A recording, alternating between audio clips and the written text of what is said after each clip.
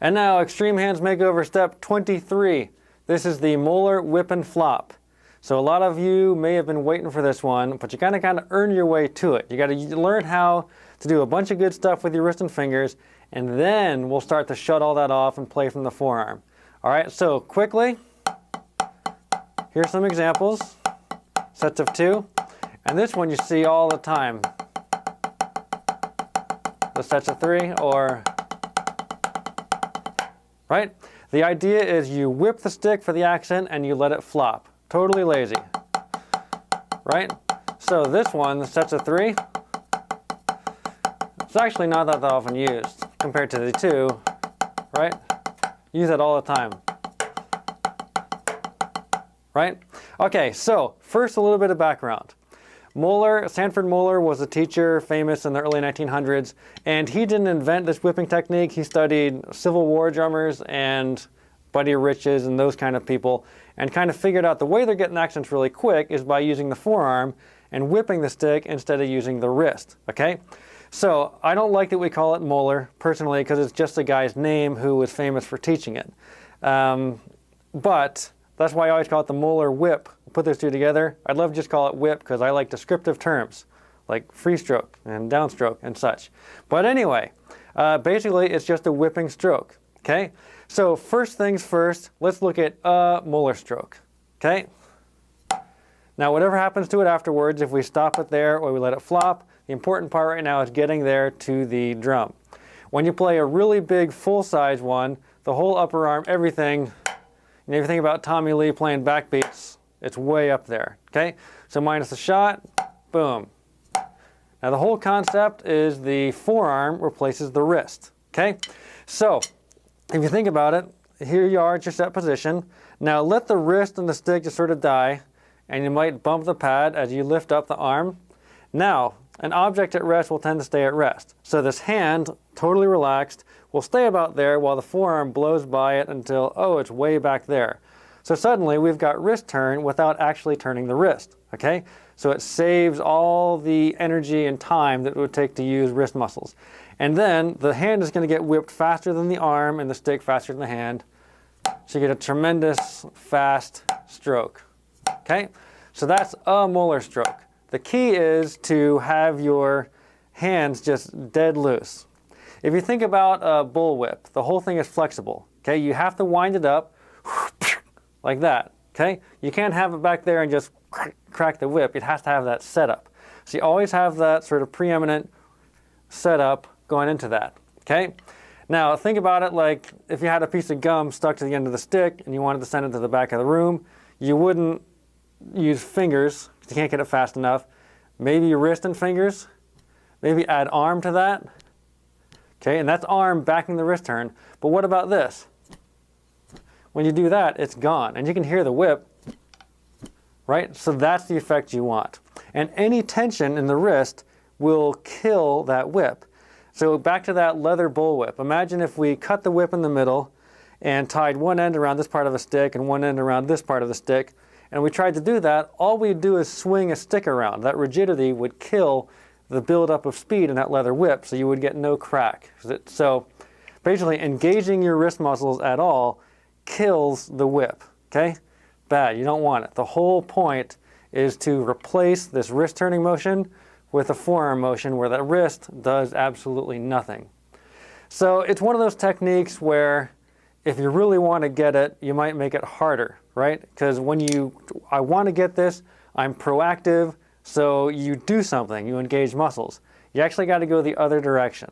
You got to shut everything off, stop trying, and that's how you will find that super loose motion. Okay?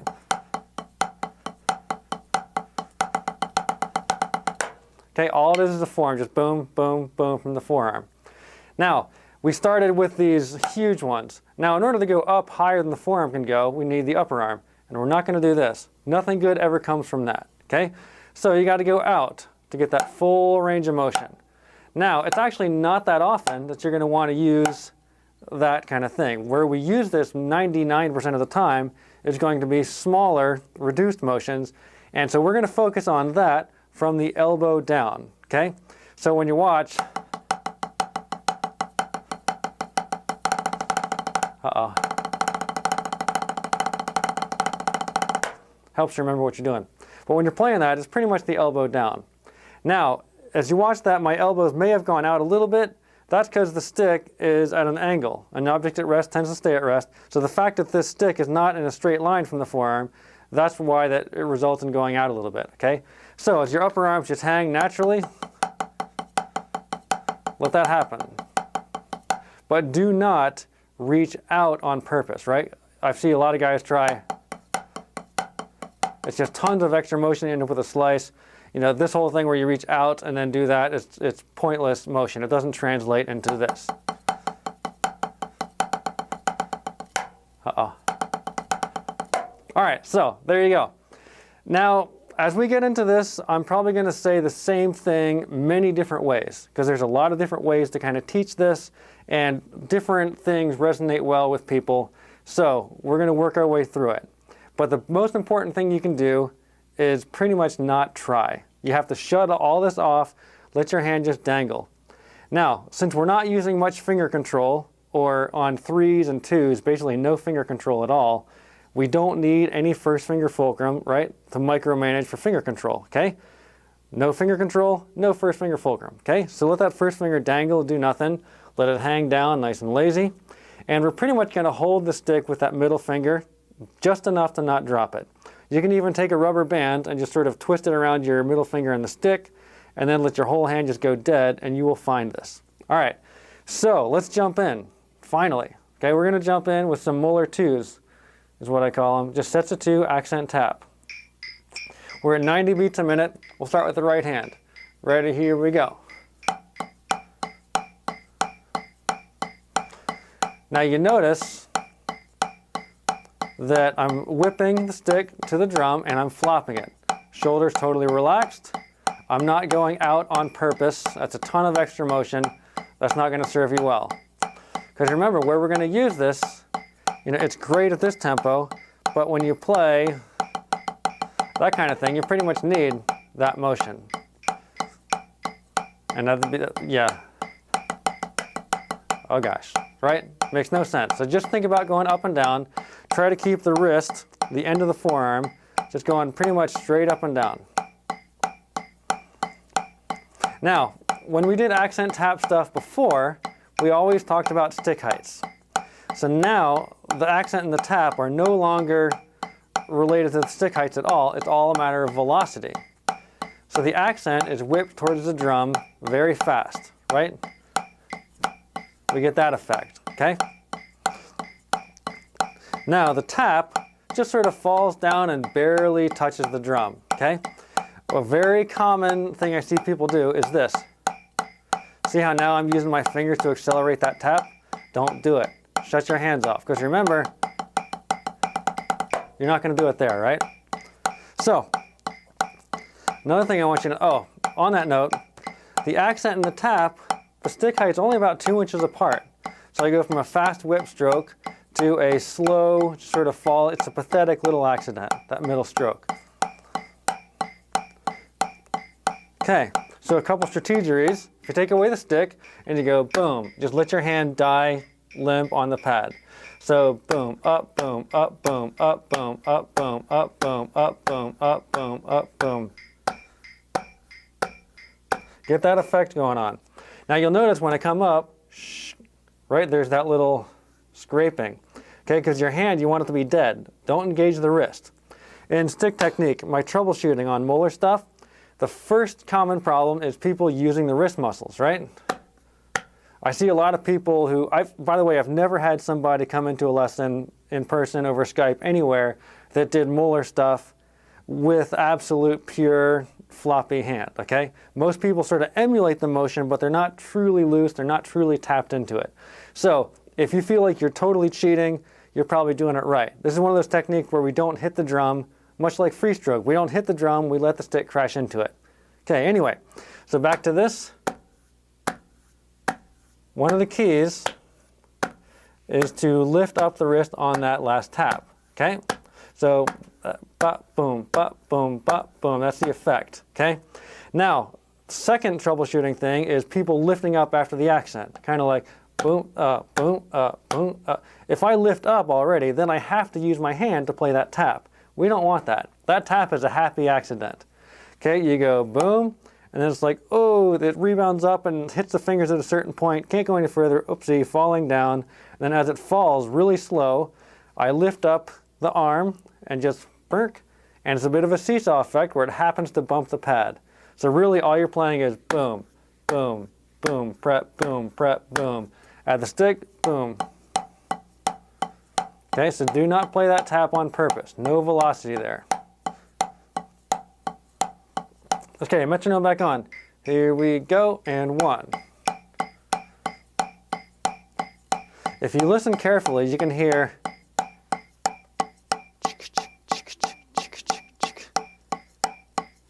trying to get the mic next to it. That's actually the stick sliding around against the hand. That just a little bit of friction there. So back to it, ready to go. So I'm barely holding on with the middle finger, fingers wide open. This is a prime example of the pinky not touching the stick. Because if the pinky touched the stick, A, it can't go that far that fast, and it just add way too much, it'd gum up the works, way too much heaviness. Let's go to the left hand.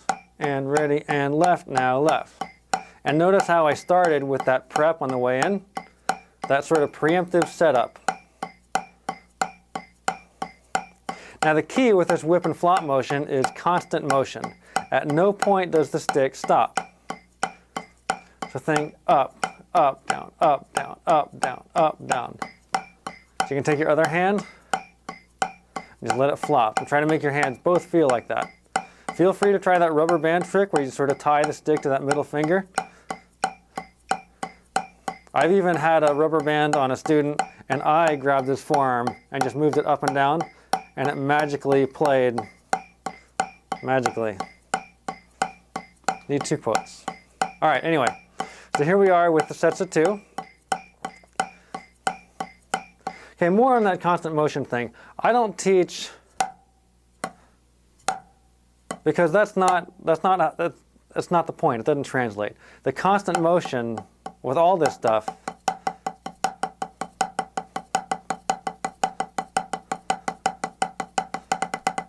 right? It's constant motion. So I don't want to, doesn't do anything for me, okay? So one thing to keep in mind is the slower you go, the harder it gets in order to maintain that constant motion, because the actual stroke speed needs to slow down with it. So as in, if I'm doing 2s, and as I slow down, whoa, easy, easy, easy, whoa, really light. This requires so much finesse, barely holding the stick in order to maintain that constant motion. But that is the technique, that's the whole point. Because there's no stopping and starting like this, okay? This is wrist turn. These are bucks, back to accent tap. Now, right? Different feel, different sound. Both are good, and you really want to have both under control. Okay, let me just stress again, you really want to make sure that you pick up that on the upbeat. Up, up, up. Back to it at 90. Ready, and go, and up, up, up, up, up, up. Go ahead and say up, and make sure that you only pick that forearm up on that last tap preceding it. Now, if you hit hard, if you're trying, you'll get, I see this a lot. You're hitting too hard. That much speed, you have to hit the brakes, otherwise that tap will come in early. So it's really light. Find that continual motion, that constant flow, let that be your priority. Okay? So those are 2s. Let's go ahead and do some 3s. Ready? Go. Right hand. Let's make it a little easier. Let's go a little faster. Let's hit 100. Ready? Go. Now this example is common as dirt. And a lot of people think, oh, Moeller, it's this buzzword for that set of 3 strokes. But there's a million things you can do with it. We're going to explore a whole bunch of them here. Up, up, up, up, up. Okay, that's very important. See how I'm going up on only that last tap? Up, up, up, up. Okay? If you have a bull whip, you don't go whap, right? The setup has to be timed relative to the whip. So we don't want, right, the sound changes, we lose rebound, and I get less whip because I'm just sort of, whoa, I'm not set up as well for it. So always wait for the last tap to come up. Okay? So back to it. And 2, and here we go, right. If you feel like you're lazy and cheating, you're probably doing it right. Please, please take steps backwards and get worse and relinquish everything you thought you knew of as control in order to find this. A lot of times the harder you try, the further away you get. It is that lazy. So as we're playing this, kind of listen to your body, so to speak, and try to isolate that forearm. So the muscles, the muscles to move the forearm are going to be in your upper arm and shoulder. So that's where the work happens, not in the hand, okay? Drumming does require some work sometimes, right? Buddy Rich sweat for a reason. His upper body was going nuts when he was doing a whole bunch of fast Moeller kind of things. Moeller whip stroke. I'm breaking my rule. Got to say whip every time. All right, left hand, up. See how I'm preceding it with that upstroke or that prep? So the accent is a whip, the middle stroke is a bounce, and the third is what I call a Moeller upstroke, where as you prep for the accent, you just bump the pad. So let's ditch the stick. Boom, up, boom, up, boom, up, boom, up, boom, up, boom, up, boom. That's the effect you want, okay? Make sure there's no up, boom, up, right? So think about a big old raw fish. If you drop it on the floor, it goes boom, right? It does not go and hover, okay? So leave your forearm all the way down, down, up, down, up, down, up, down, up, down, okay? Ready? Left, down, up, down, up, down, up, down. And always check that your shoulders are totally chill. So it's whip, dribble, up. Totally lazy. And incidentally, there's a workout on this, the free one, that you probably have already done if you've gotten to this point in the site.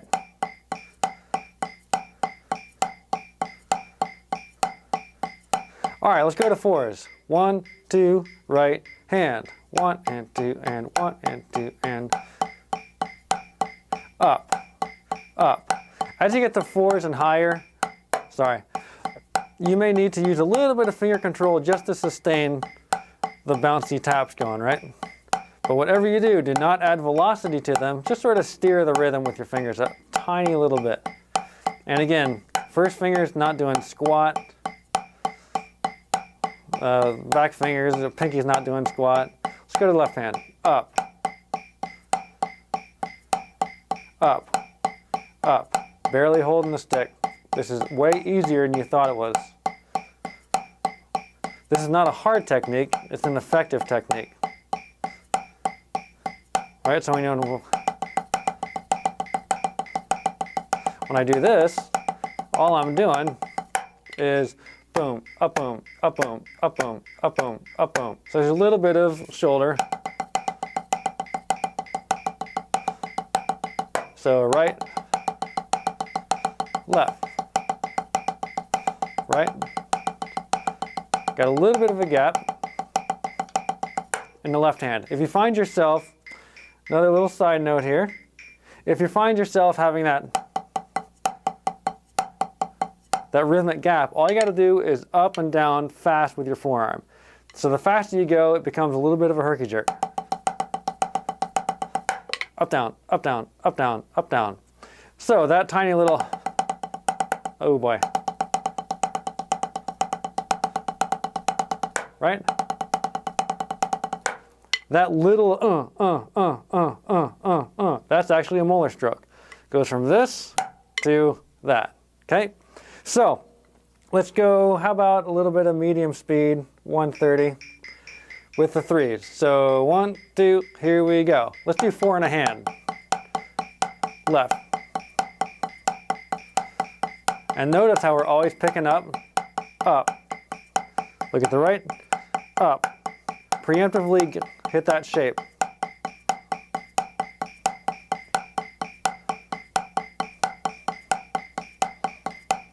Okay, now back to the leather bullwhip. There is no whip crack if there's no setup. So you always need to set up. The faster you get, I love to call it a doggy paw, okay? The doggy's paw, it only goes down, right? It doesn't really come up. So this, don't do that, right? Let it just hang down. And the smaller you get, the forearm motion gets reduced. Or the faster you get, the smaller the motion, right? So there's less forearm travel, and there's more of that. But if you get that doggy paw where the hand hangs down, and you need that for finger control anyway, right? Here's you, and oh, there's no room for fingers. Fingers, so you got to drop down for low fingers into the doggy paw. So the more you doggy paw, the more you're set up for that little herky-jerk flux of the forearm, all right? So the greater the doggy paw, the greater the forthcoming whip. 130, let's do some threes. 1, 2, here we go.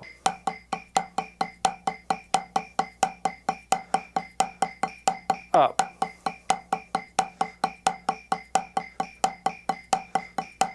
You might think about a praying mantis with this little eater things, whatever, right? Hit that position, always hanging, boom. Okay, one more thought on this. With wrist turn, you can think of it as the bead is the first thing to move. With Moeller, the bead is the last thing to move, right? You drag it up, and then, whoosh, there you go.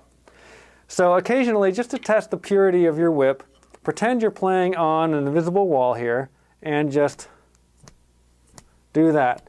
So barely holding the stick weighs a ton and you feel that whip. Okay, make sure that that translates here, okay?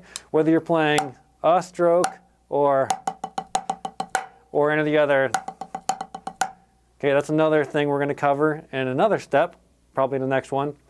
But that is pretty much the deal with Moeller, okay?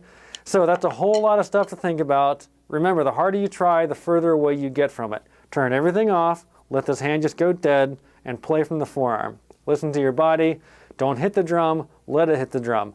Focus on the constant motion and constant flow. You want to whip and flop right out. So, that's the idea. It's the laziest way to play, so it's for slow feel when you want that, and it's also for any time you're trying to play fast and you have accents, it saves the downstroke and upstroke, okay? So no longer do you need to slam on the brakes, collect the stick in your hand, lift the stick up. We're replacing all those wrist turn, the 4 basic strokes, with a forearm motion so that the hand can do nothing at all. So the work's gonna happen in the upper body, but the hands are just dead weight, whipping and flopping all over the place. Totally lazy, totally flowy, all kind of grease happening here. So that's the whip and flop. Get on it, do the workout for it, and get the book. There's a whole bunch of stuff in it. So there's going to be more uses or applications of this Moeller stuff. So dial that one in and get ready for the next one.